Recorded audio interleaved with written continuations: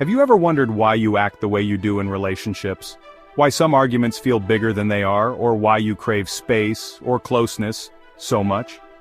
Today, I want to share a story about how the way we grew up shapes how we give and receive love. Stick around because by the end you'll have a new understanding of yourself and your relationships, and maybe even a key to healing old wounds.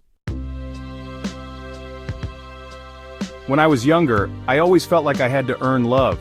My parents were great, but they were busy, always working, always focused on making ends meet. I learned early that if I wanted attention, I had to achieve something. Good grades, awards, being the perfect kid. Sound familiar? Years later, in relationships, I noticed a pattern. I worked too hard to please my partner, fearing they'd leave if I wasn't enough. It wasn't until I started digging into the concept of love styles that I understood why, and what I found might just surprise you. Psychologists have identified 4 main love styles: secure, anxious, avoidant, and fearful-avoidant. These aren't just personality quirks, they're deeply tied to how you were treated as a child. Secure love style.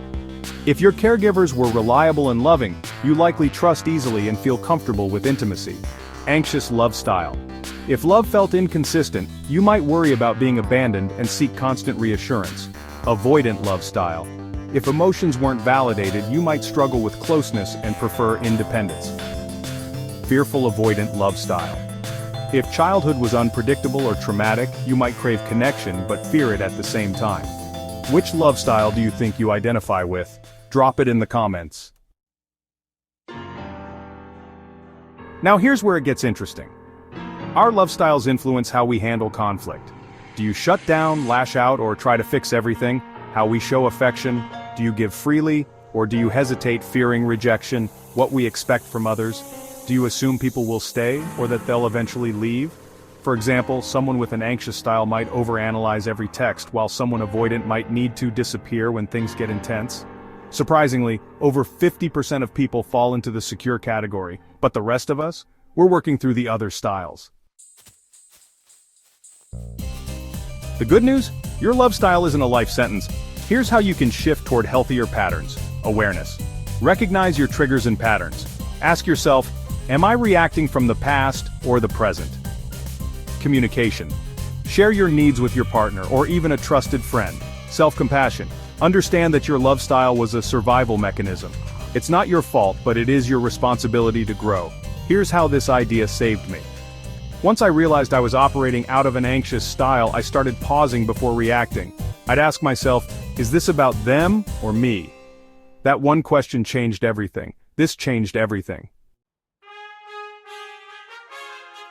In a moment, I'll share one powerful exercise that can help you rewire your love style. But first, let's talk about why this matters so much. Love isn't just about romance, it's about connection, safety, and trust.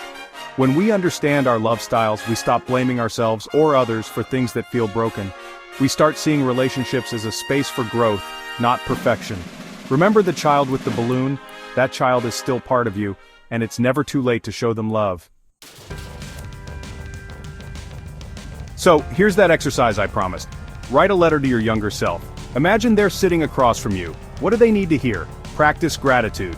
For every fear or insecurity, write down one thing you're proud of. Reframe your triggers. Instead of saying, why do I act like this?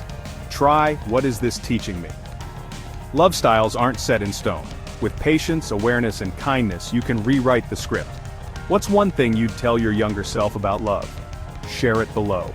If this video resonated with you, hit the like button and share it with someone who might need this reminder. Don't forget to subscribe for more stories and tools to grow healthier relationships and healthier you. Remember, love isn't about being perfect. It's about being real, and that starts with you. Rewrite your love story, starting today.